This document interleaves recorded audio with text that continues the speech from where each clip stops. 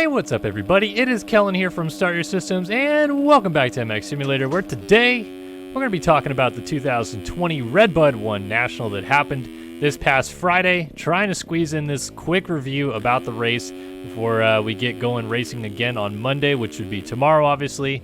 It's coming at us quick, so I feel like I needed to sit down and actually talk about what happened at RedBud 1 instead of talking about the entire weekend as a whole, because I feel like a lot happened at RedBud 1 and a lot of storylines for this championship. So, of course, spoiler alert, if you're new to this, you've never watched me talk about these races before, I am going to be like pretty much spoiling everything that happened in the race.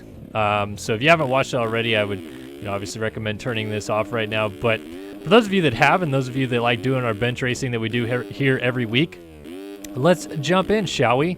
And of course, we'll start off by talking about the 450 class from the RedBud 1 National, which I guess I can start off with our comment question of the day that I asked you guys last week, which was, do you think Marvin Musquin or Zach Osborne, between the two of them, like who's going to finish higher in the points?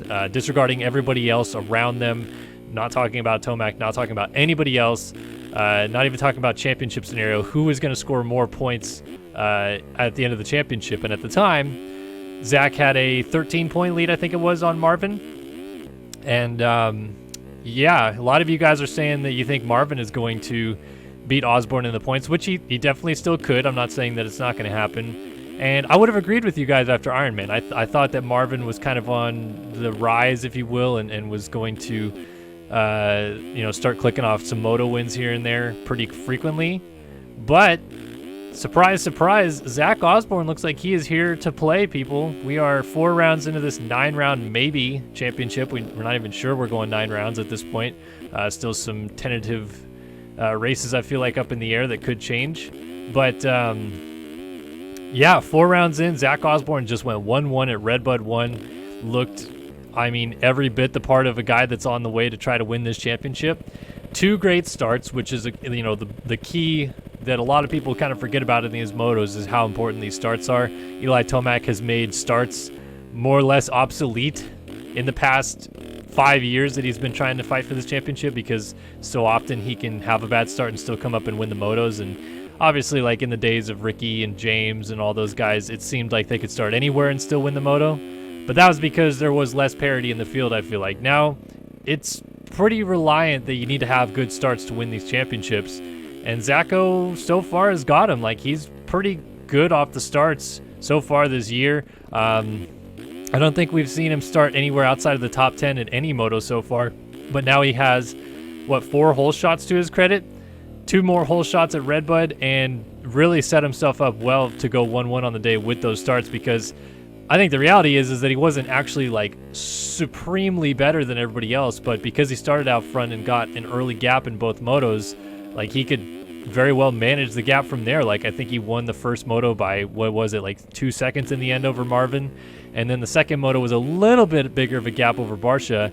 But even so, it wasn't like he was dominating and then slowed that gap down to, manage it or anything like that. It seems like he just got out front, just rode the same pace as everybody else around him, and was able to take the 1-1 victory. Now he has a 26-point lead in the championship over Musquin. So there's that, battle between those two that is now extended back out.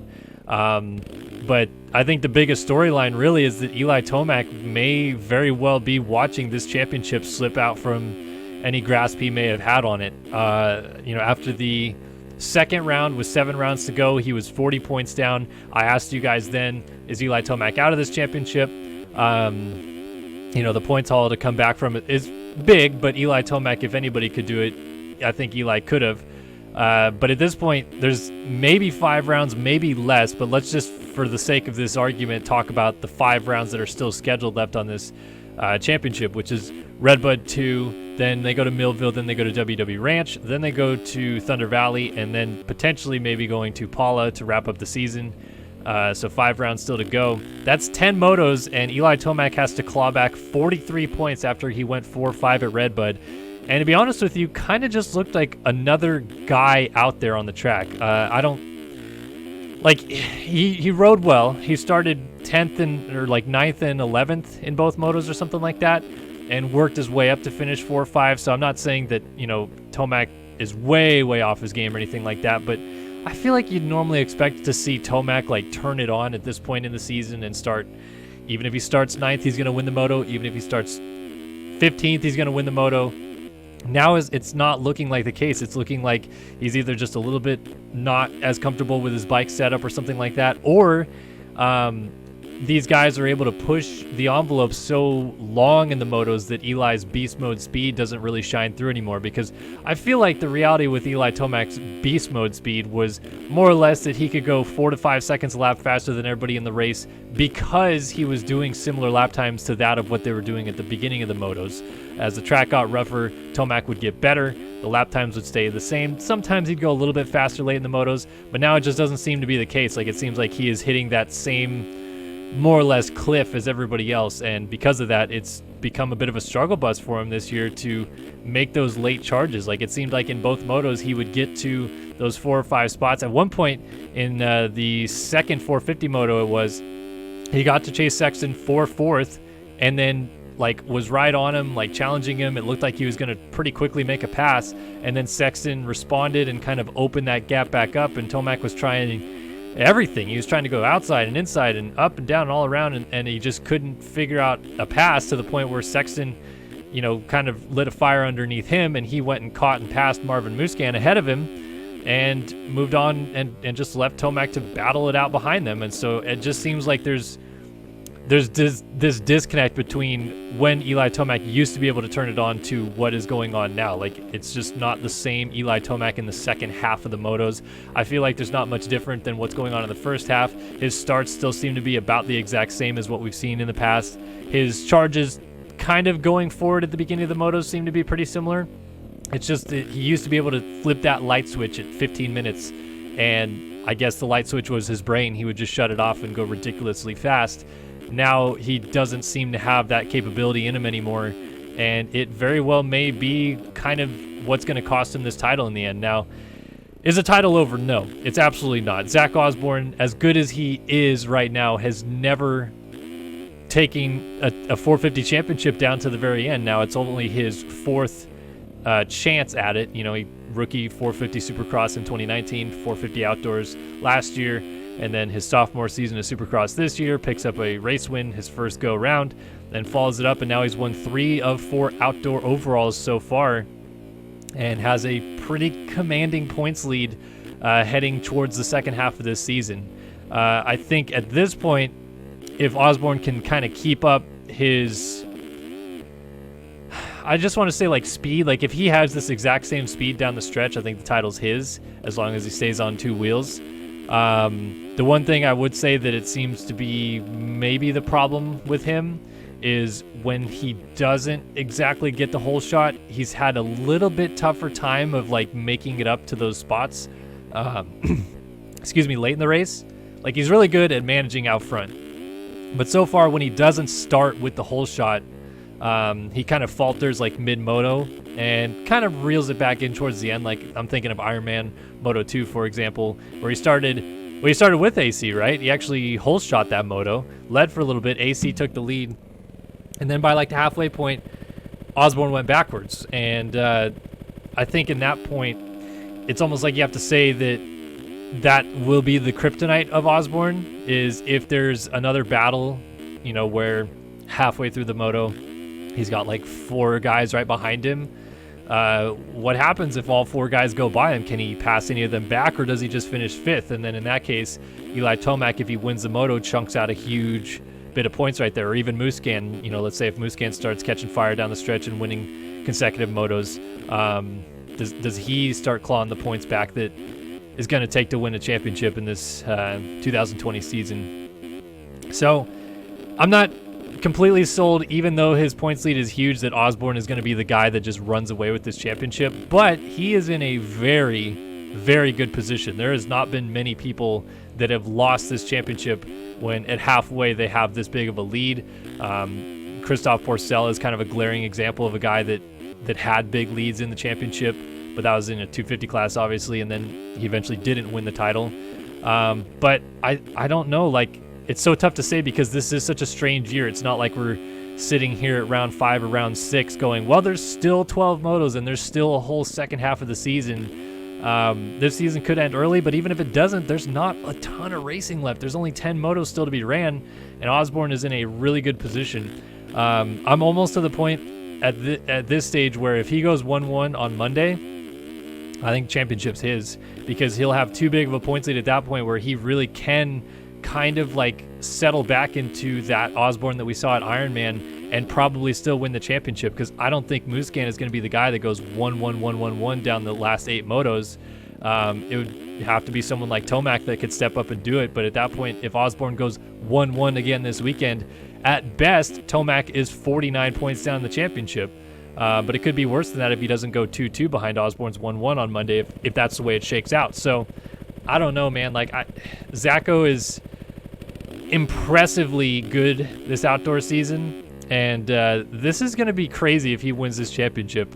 By far, it would be the oldest first-time champion in a Premier Class series ever. And I believe I did this right. I did a little bit of research. I asked my boss, Jason Wygant, about it as well. I think this is going to be the first ever Premier Class champion, indoors or out, that has won a title while he's in his 30s. Osborne is about to turn 31 at the end of September. So, you know, if the series goes into October, he will be 31 years old if and when he clinches this championship, which is kind of crazy. Like, there's not been anybody that in their 30s has been this strong, but Osborne has had so many career rejuvenations, if you will, that at this point it's not like, it's almost not even surprising to me that Osborne has found his groove here in the 450 class, because he was a guy that amateur phenom, didn't work out, went to Europe, really built up his career in the MX2 ranks, won a GP, was winning some motos and stuff like that, and then completely reinvented his career by coming to race Supercross in 2012, got a ride with Geico Honda, moved back to the States, won a moto at one point with Geico Honda, and then this Rockstar Husky team has been basically a godsend for him. Like, he has been, you know, a shining knight in armor, if you will, for the Rockstar Husky team, being the first ever, you know, Lights 250, whatever you want to call it, series champion for Husqvarna. And now he might be the first in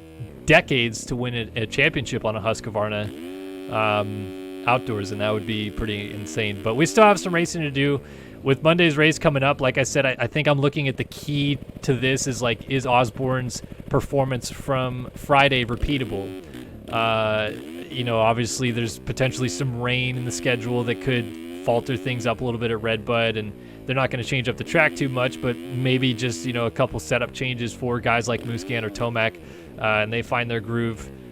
With all that being said, I don't know, man. Osborne's looking pretty good. I think if it's me at this point, I'm going to pick Osborne to win RedBud 2, just because I think he's going to be one of those guys that can repeat those starts, start up front, stay up front, and have 2 consistent motos. Even if he doesn't win both motos, at this point it seems like that doesn't matter, because everybody else around him is so inconsistent.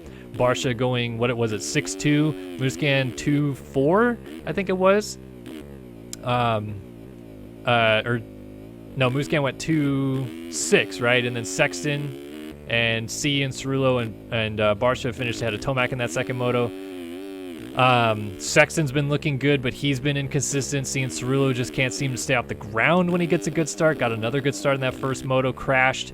Everybody around him being so inconsistent, Osborne really probably just needs to go like 3-2, 3-1, 1-2, something like that, and he probably wins the overall. I'm picking Osborne again to win, and if that's the case, like I said, I think depending on how the championship shapes up, like if Tomac does kind of match his points from RedBud to, I don't know, 43 points down is a lot with 4 to go. Impossible, no, but improbable, yes, for sure at that point. So if Osborne wins this weekend, I think I might be saying Osborne's going to win this championship. So that's going to be my comment or question of the day. If Osborne repeats what he did just now at RedBud 1, goes 1-1 again at RedBud 2, is he your 2020 champion in this 450 class confirmed? Is there anybody that could stop him at that point? You know, like, anybody going to catch fire down the stretch? Anybody going to do something different? Or is Osborne just going to be too far ahead at that point that it's going to be lights out? I mean, at that point, the only way you can stop him, I think, is mechanical DNFs or an injury. because he'd be too far out front. But I'd love to hear what you guys have to say about that. Of course, I always like asking you guys. That's why I ask a comment question of the day now, so that I can get some responses in the comment section below. But let's talk about this 250 class, because I like spending about half the time on each class in the video. But this 250 class is turning into quite the title fight between Jeremy Martin and Dylan Ferrandis, where, I mean, I think it's pretty safe to say Ferrandis is probably the faster rider, but Jeremy Martin's just been smarter, I think. I don't know if you can say it's just like Ferrandis being dumb that he crashed in the first moto, although like you can't have those kind of crashes. But Martin's been getting out front more often. He's been maximizing his opportunities, hasn't been riding over his head, it seems like. But Ferrandis keeps having just the weirdest moments happen to him that has been putting him on the back foot, and he has had to do a lot of work to salvage himself at this point. You know, going back to Ironman, how far he had to crawl back up to finish third in that second moto, you know, was incredible in its own right. But he almost matched that in the second moto this week, because he pretty much started last. If you watch my race examination video on RacerX Online, he came into the first corner in that second moto buried. And the fact that he still got third in that moto, he got Amar on the last lap of the race for third, it kind of speaks volume to his speed level comparatively in the field right now. But on top of that, he might be a little bit hurt. He's a little bit banged up. He hit his head pretty hard in that first moto crash. He kind of landed on his shoulder awkward. Even spoke about it in the post-race interview, where he wasn't even sure if he was going to be able to race the second moto.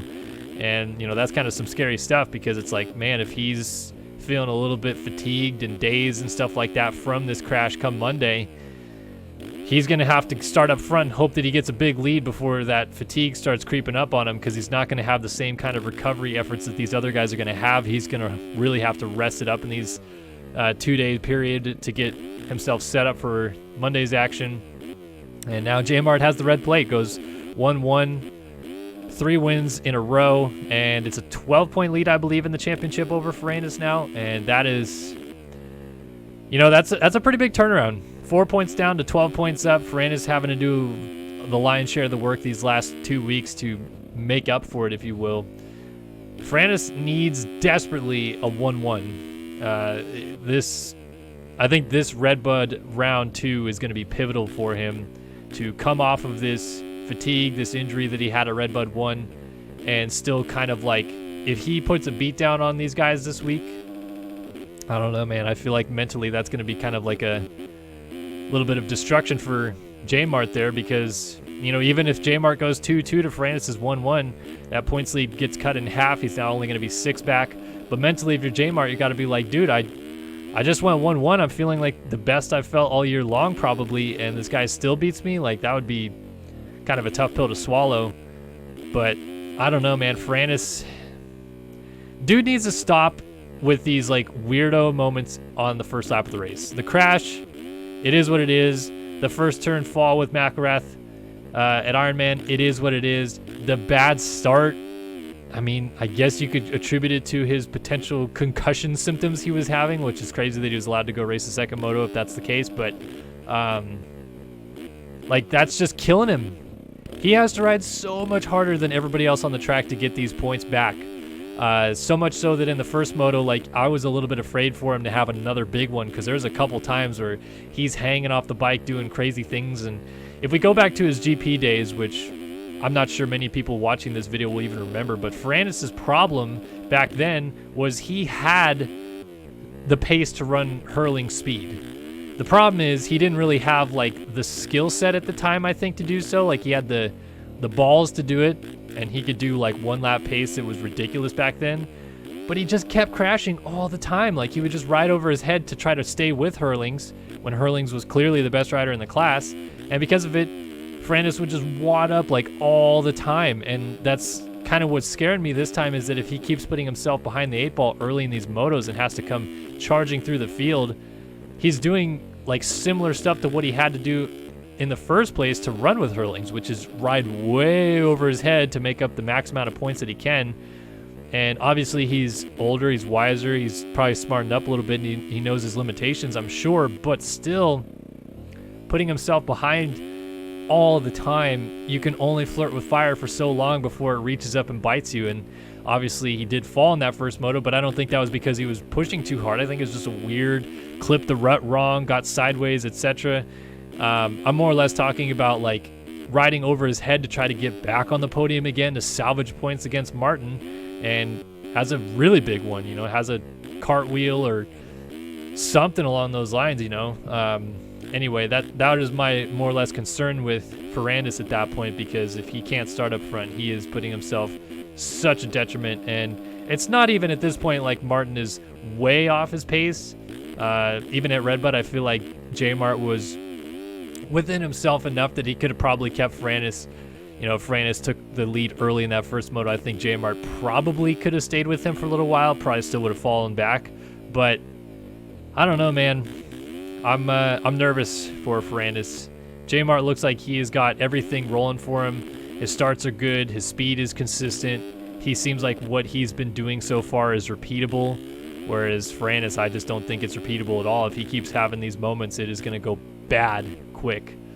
So I think for Ferrandis' sake, he's got to hope for 2 good starts, and a 1-1 would be huge for him at RedBud too. But even just to keep the points gap where it is moving into, you know, the future rounds of WW and other things like that, I don't think he can lose more points to J-Mart, because he's putting himself in too big of a hole at that point. And J-Mart has proven his consistency is, you know, second to none. I think at this point they're 1 and 2. It's just who is going to be more consistent down the stretch, and J-Mart is so far going to be the guy that I think will shine through to do that. I still have Ferrandis as my title pick just because his speed in this class is like, how are you not going to win this championship with that speed? But it's looking a little Porcel-ish at this point, like blazing fast and just finding ways to not win this title at this point. Kind of sucks for him, but it's just kind of the reality. Behind them though, like everything else is so up in the air. A-Mart's good one moto, A-Mart's bad one moto. Hampshire's good one moto, Hampshire's bad one moto. McElrath is good one moto, McElrath is bad one moto. None of those guys seem like they are able to put together 2 consistent motos, but when they're having their good moto, they're running up front and battling for the win and for the lead and stuff like that, which is good to see. Shout out Ty Masterpool, hole-shotting that first moto, his first moto back, coming off the broken leg and pointing to the sky for his brother, Jesse Masterpool, who obviously, if you're not familiar with the story, Jesse passed away at Lake Whitney, well, crashed at Lake Whitney Amateur National back in 2010, and the injury sustained, he would succumb to those injuries about a week later. He was 14 at the time, which I believe puts his brother Ty, I think Ty was 7 or 8 at the time that happened. So old enough to, you know, have known his brother and know what, you know, the emotions were like with that. And there's been all these rumors flying around for years that the Masterpool family doesn't want their boys Jake and Ty, who are still pro riders themselves, obviously, to race Supercross because they're worried about the dangers of Supercross. Will Hahn at Star Yamaha said that Ty was going to ride Supercross this year but just wasn't healthy. I care to wager that's a bit of an excuse for them, just because I've definitely heard this for years that the Masterpools don't want to race Supercross. Like, I think there's a reason you don't see Jake, who is a very good rider and could probably make a lot of money racing Supercross, who ends up not racing Supercross ever. But beside that point, it was cool to see Ty to get a good start. He led 17 minutes of the moto. For a while, it looked like he had gotten himself a big enough lead that he could manage the gap and maybe even win that moto, which would have been astonishing. But the whole shot was really cool. Pointing to the sky for his brother was really cool. And just good to see him back out there getting his feet wet again. Hopefully his fitness is a little bit more improved for the second round. Obviously not like he's going to have a whole week to get himself rested up and try to do better, but still fitness was definitely a problem. Like, hit a wall in the first moto that seemed to affect him pretty much the entire second moto. Like, just couldn't get going to the same degree that he had in the first moto. But yeah, just still cool to see him, you know, start up front and lead a lot of that race. Trying to think what else happened that was a peculiar note. A-Mart jumping the leap in the second moto was cool. The Star Yamaha 350Fs were crushing the leap all day long, and then the JGR Suzuki rocket ship also jumping the leap was pretty neat. But yeah, I mean, championship-wise, it's Frannis and J-Mart. There is nobody else at this point that really can step up and make a difference. Those guys are gone championship-wise. And with 10 motos left to go, it's kind of, I guess, good that the faster rider has to do the chasing at this point because it's going to make it more exciting for us. But I'm still nervous for Frannis. Definitely don't want him to go down and get hurt.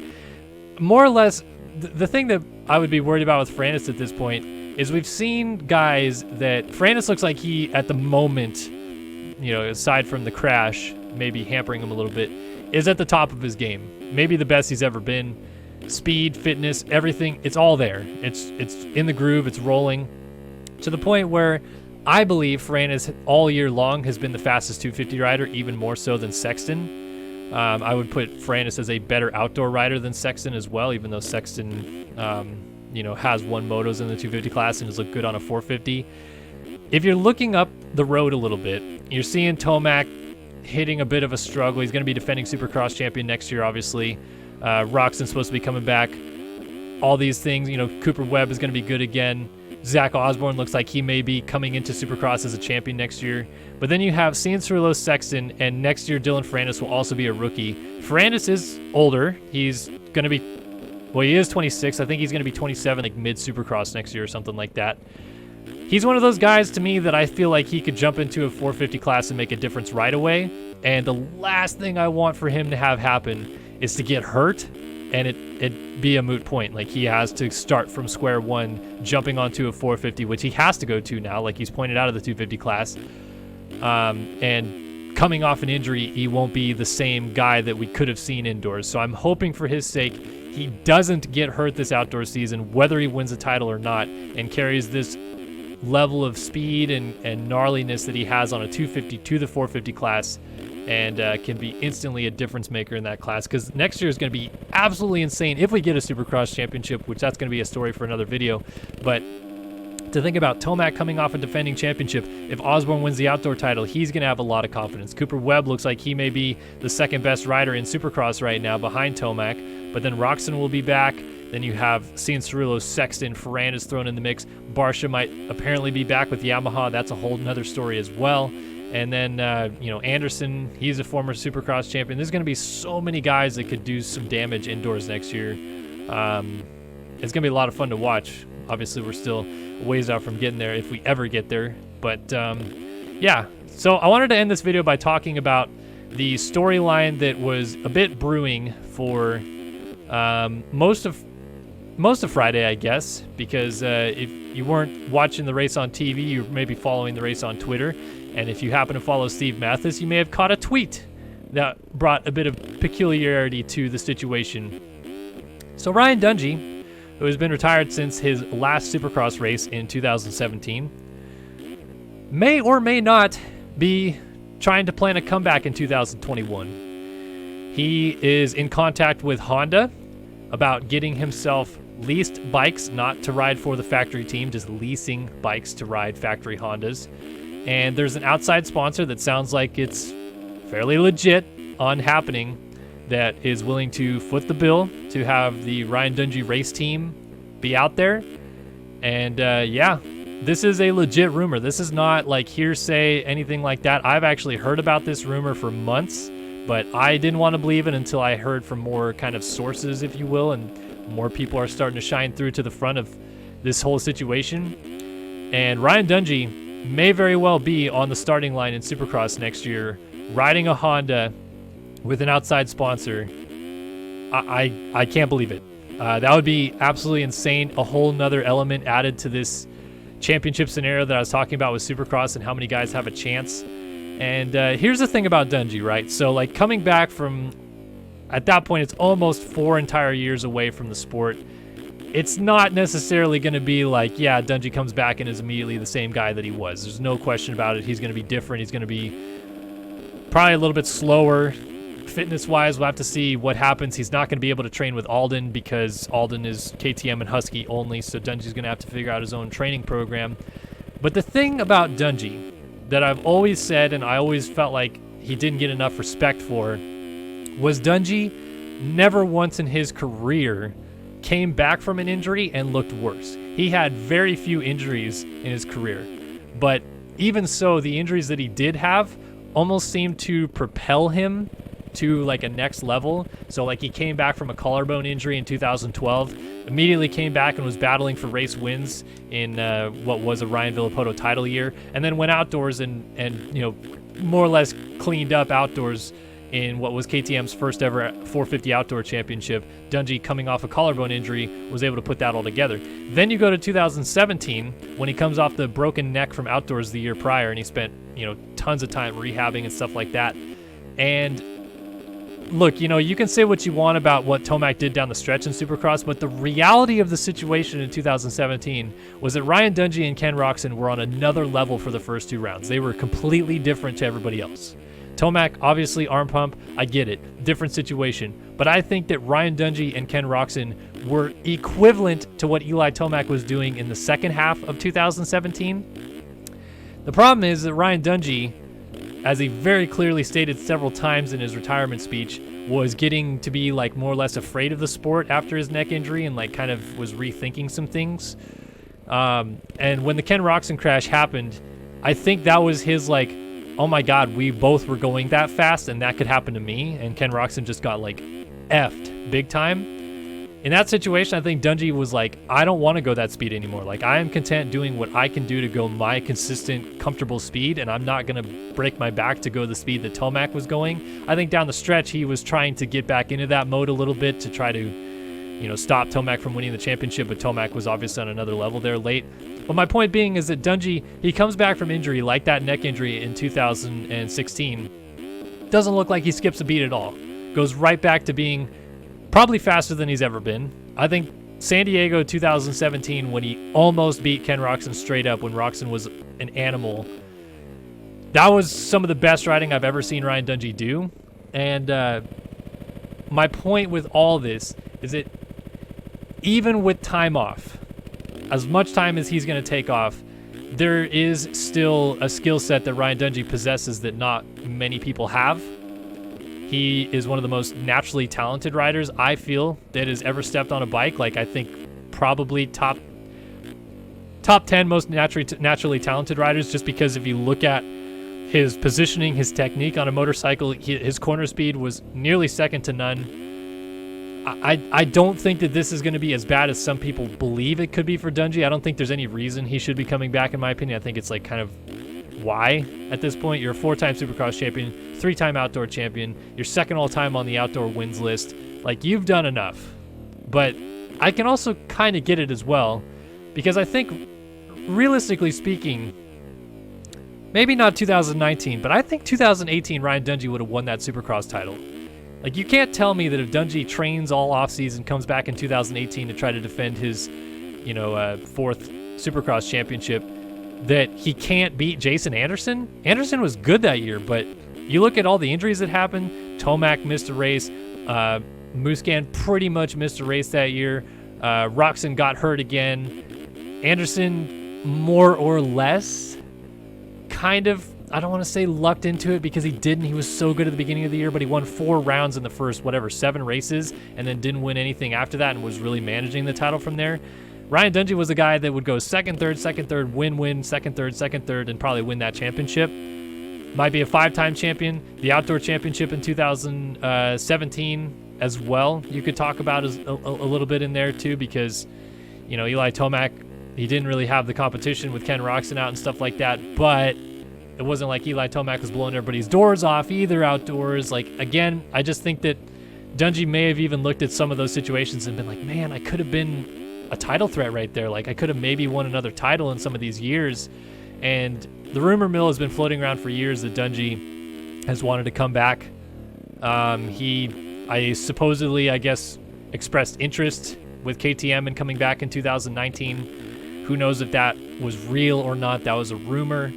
But again, like, I think he's wanted to come back for a while. He obviously raced Red Bull Straight Rhythm. I don't know why he wants to come back, but if the reasons are that he feels like he still can win a championship, I don't feel like you can say that Ryan Dungey 100% is going to come back and not be a factor on any level. That much time off is a lot of time off. I don't think anybody has ever spent that much time away from the sport and come back. But in my opinion, I feel like if there's somebody that could do it, it's Ryan, just because he's had so few injuries in his career, and he's one of the most technically sound riders I've ever seen. Elbows up, really, really good technique in and out of every single corner. He made it through some of the gnarliest years of Supercross with James and Chad and Stu and Villo and eventually Tomac and Roxon and all these guys on the track, consistently doing some ridiculous things on a motorcycle. And Dungey was only ever hurt for 4 races of Supercross. He only missed 4 Supercross races in his entire 450 career. And I mean, I feel like that speaks volumes to the kind of rider that he was, to be as fast as he was, to win 4 titles indoors, only missing 4 races over an 8-year span. I don't know, man. Like, doesn't make sense to me to come back. It really doesn't. But I feel like you can draw a lot of, like, you know, Dungey, if he comes back, might be pretty good kind of conclusions from this. So anyway, all rumors right now. It's not 100% confirmed any of this yet, but according to Steve Mathis and according to some of the people I've heard from about this, even outside of the people that I know at RacerX, like I've talked to some people that are a little bit closer to other riders and they're hearing similar things. So I don't know, that's kind of crazy. Can you imagine Ryan Dungey coming back in 2021? Insane. Does he get number 5 even? Like, think about it from this perspective. If Ferrandis and Osborne both win their championships, Osborne already won a national title and elected not to pick a single digit. Probably would do the same again, probably would stick with 16. But let's just say he doesn't. Let's say he decides, I won a 450 title, now I do want to pick a single digit. Well, there's only 2 available, and if Ferrandis wins his championship, he has the option of picking a single digit as well. There's only 8, and there's only 5 available. Obviously, 2 is Cooper Webb, 3 is Eli Tomac, 4 is Blake Baggett, 6 is Jeremy Martin, 7 is Aaron Plessinger, and 9 is Adam Cianciarulo. So for single digits available, it's 5 and 8. I don't know. I guess being that it's Ryan Dungey, he could finagle to still have number 5, but you're really only allowed the 1 year of like your injury clause to keep a number. So 5 is still dangling there, and if Ferrandis and Osborne don't pick it, I could see the AMA saying, yeah, Dungey, you know, past champion, whatever, you can take 5 again. But I don't feel like if you're the AMA and Ferrandis or Osborne want 5, that you could be like, no, Dungey, he's coming back and he wants it, so that doesn't, I don't know. I feel like if those guys want it, they should be able to take it. But anyway, whole different other conversation for if this even happens, and I'm just speaking rumors at this point. Wanted to bring it up here at the end of the video to kind of talk about it. But yeah, let me know your thoughts in the comment section below, not only on the Ryan Dungey situation, but what you think of this 250 championship. Obviously, the comment question of the day: if Osborne repeats here at RedBud, does he win this championship outright at that point? And yeah, let's head into RedBud 1 this Monday, Labor Day coming up here in the US, so a holiday for a lot of you guys, and hopefully you all get to sit back and watch some awesome racing as we go racing here once again at RedBud for the second of 2 nationals of the doubleheader. But I appreciate you guys stopping by, watching another video here on Start Your Systems. As always, I hope to see you guys in our future videos. So this is Kellen signing off for now, and we'll see you guys in the next one. So long for now.